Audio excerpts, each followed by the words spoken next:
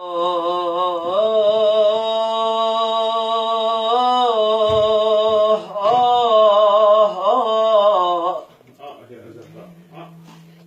أمير المؤمنين أنا غسلت الزهرة ورحت دفنتها، لكن بقى الحسن والحسين بالدار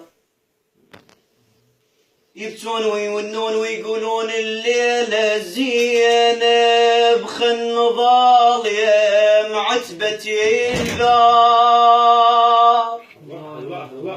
بلكي يومنا ترد علينا والضليع طار، خويا وللصبح لو ما جيت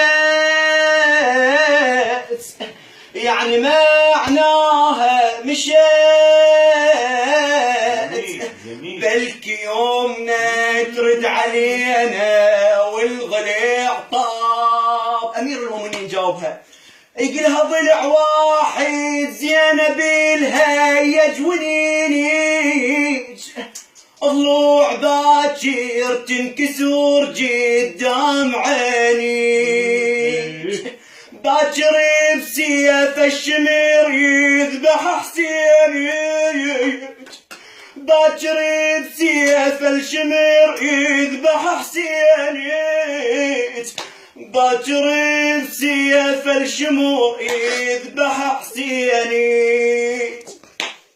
بالك يا زينب علمت وصيتي للطاف هايا، تنسبن راح سبايا، تنسبن راح سبايا. بالك يا زينب علمت وصيتي للطاف هايا، باكر يا خويا من الصبح